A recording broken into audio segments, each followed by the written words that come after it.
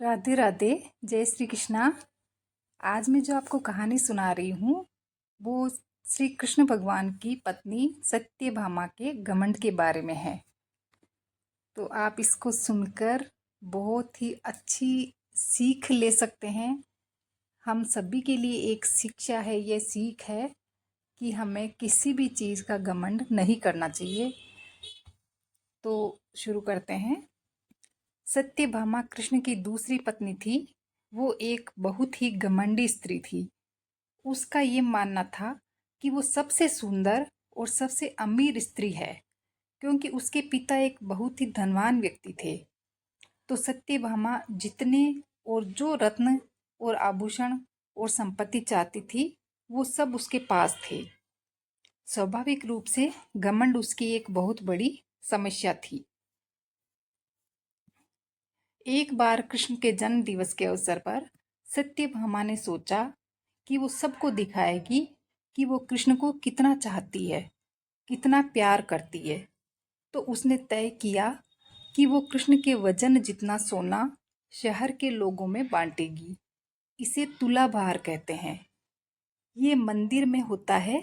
लोग एक बड़ी तराजू में अपने वजन के बराबर का मक्खन, घी या चावल या कुछ और रखकर वो चीज़ लोगों में बांटते हैं। चावल, नमक, दाल या सोना या वो कुछ भी जो देना चाहे दे सकते हैं। ये प्राचीन परंपरा हमारी संस्कृति का एक हिस्सा है। सत्यभामा ने तुलाभार की व्यवस्था की। लोग बहुत प्रभावित हुए, पर कृष्ण पर इन बातों का कोई असर नहीं हुआ। वे जाकर तराजू के एक पलड़े पर बैठ गए। सत्यभामा जानती थी कि उनका वजन लगभग कितना है और उसने उतने सोना की व्यवस्था कर रखी थी। पर जब उसने सब सोना दूसरे पलड़े पर रखा तो कांटा जरा भी नहीं हिला। कृष्ण का पलड़ा थोड़ा भी ऊपर नहीं हुआ। ऐसा ही कुछ तब भी हुआ जब कृष्ण एक शिशु थे। एक राक्षस आकर उन्हें ले जाने लगा। तब कृष्ण ने अपना वजन इतना बढ़ा लिया कि राक्षस वहीं गिर पड़ा और कृष्ण ने उसके ऊपर बैठकर उसे कुचलकर मार डाला। क्रिया योग में एक ऐसा तरीका है जिससे कोई योगी अपना वजन बढ़ा या घटा सकता है। ऐसी बहुत सी कहानियां हैं कि ऐसे योगी भी थे जो पहाड़ की तरह भारी हो जाते थे। तो इस बार भी कृष्ण ने अपना वजन बढ़ाकर तराजू में बैठ गए। सत्यभामा ने उतना सोना दूसरे पलड़े पर रख दिया था जितना उसके हिसाब से कृष्ण के वजन के बराबर था, पर कुछ भी नहीं हुआ। तब तक शहर के सभी लोग ये घटना देखने के लिए आ गए थे। तब उसने अपने नौकरों से वो भी सभी गहने मंगवाए जो उसके पास थे। एक के बाद एक वो गहने डालती जा रही थी और सोच रही थी कि काम हो जाएगा, पर कुछ नहीं हुआ। तब उसने वो सब कुछ भी रख दिया जो उसके पास था, पर पलड़ा जरा भी नहीं हिला।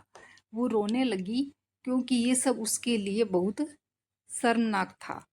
सारा शहर देख रहा था और उसके पास पर्याप्त सोना नहीं था।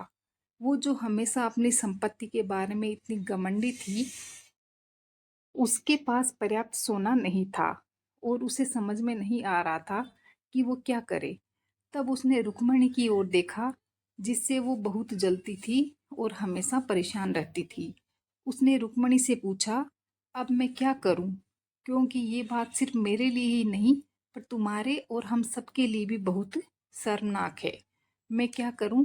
तब रुक्मणी बाहर गई और तुलसी के पौधे के 3 पत्ते उठा लाई।